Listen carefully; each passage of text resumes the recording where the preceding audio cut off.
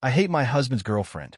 I am a queer heterosexuality 25-year-old female. I don't like the word woman because it's ultimately a diminutive of man and doesn't accurately express my gender identity. I have some problems with female for similar reasons, but the English language can only do so much. I've been married a wonderful 27-year-old man who doesn't have any of the emotional baggage tied to sex and gender identity that I do for the last 2 years.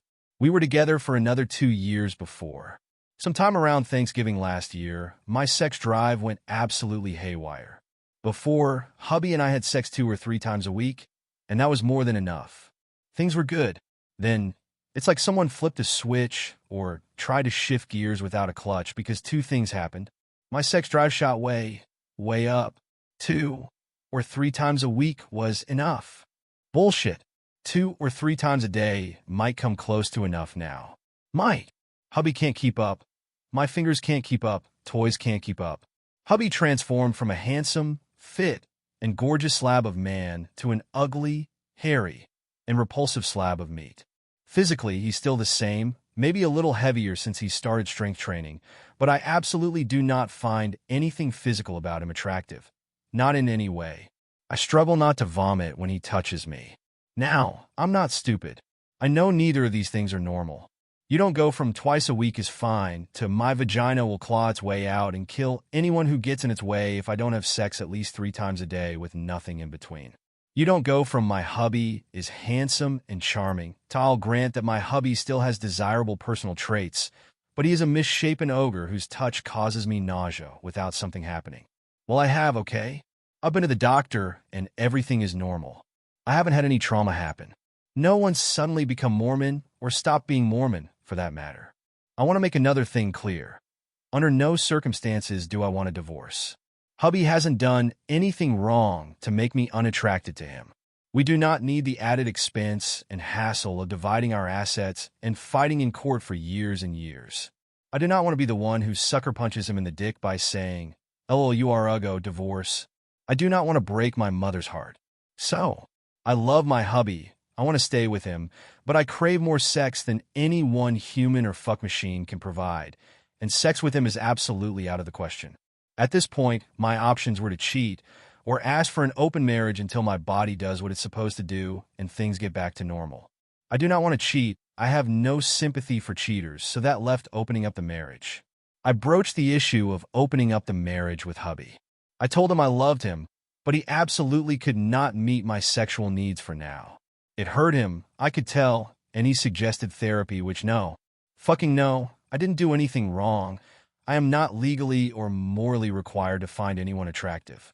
So I turned down the offer of therapy and said we needed to be adults and deal with the situation at hand, not throw blame at anyone.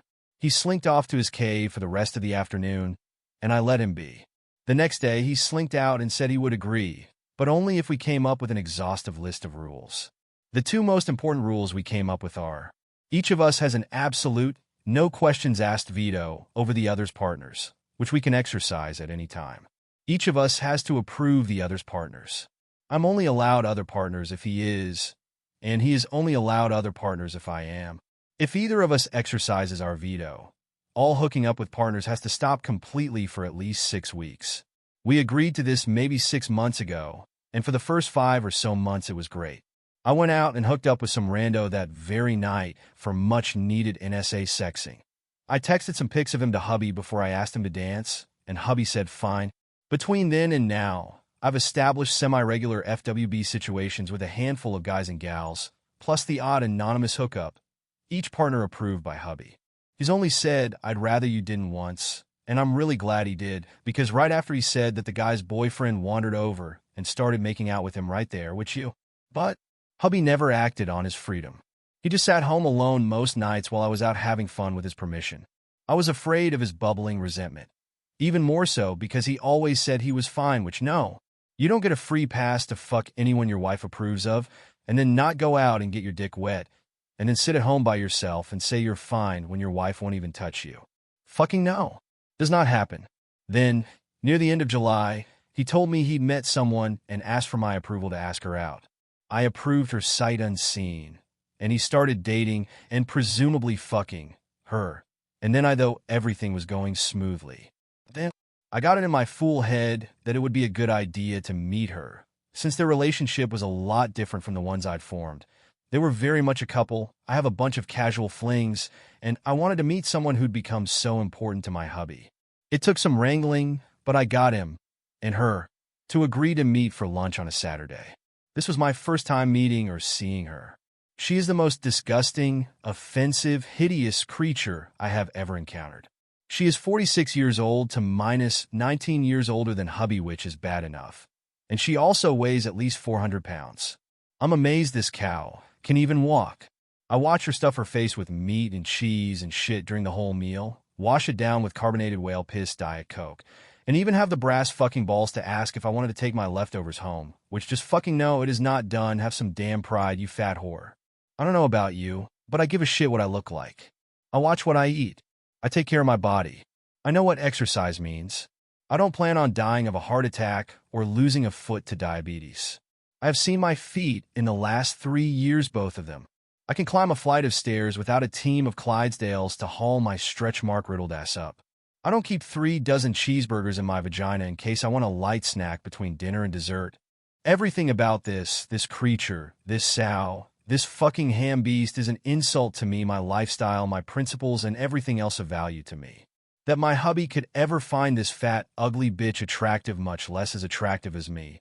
The one he's fucking married to, the one whose family gave him his goddamn job, is the worst insult of all. And he knows this. He knows how important it is that he and I remain healthy.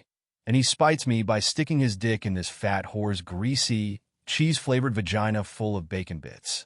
He cannot see her. I cannot let him breathe the bacon-scented air at her house or bury his face in her buttery, Oreo-stuffed stink crevice one more goddamn day.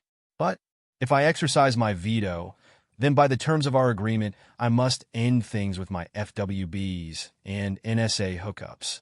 I will have to endure 6 weeks of no sex and only his repulsive touch and unsightly body, or else I will be a cheater. I know I cannot last 6 more weeks without sex. It is a biological, psychological need. You do not understand the extent to which I need sex, and how offensive it is that some fat, ugly whore could have any control over my sex life, and I do not have the words to fully convey my fundamental need or visceral, guttural hatred of this beast. I cannot allow my hubby to insult me, my values, my lifestyle, and our marriage by associating with this barely sapient wad of pork fat that he grimly masturbates into. But I cannot also go without sex for 6 weeks, and if forced to, I will cheat. I do not want to cheat, because unlike him I have respect for my spouse, but I will if he makes me. I know myself too well to pretend otherwise, and you may as well crucify me for that if you disagree. What I have to do then is figure out how to get him to stop seeing her without exercising my veto. If nothing else, thank you for reading. Writing this out has helped me sort through my thoughts and determine where and how I want to proceed. A postscript. Among the litany of imagined grievances the slut-shaming squad over at her /polyamory leveled at me was that I lack self-control. Okay, what they actually said was that I lack self-control, which I unabashedly do, but I think it's clear what they meant. This could not be farther from the truth. I used to be fat. When I was 15, I weighed 300 pounds. I ate shit, drank piss, didn't exercise, and my parents said I would be beautiful at any size. Even though they lied to me, I can forgive them because they saw how miserable I really was and were trying to comfort me because they lacked the discipline or self-respect to take care of themselves.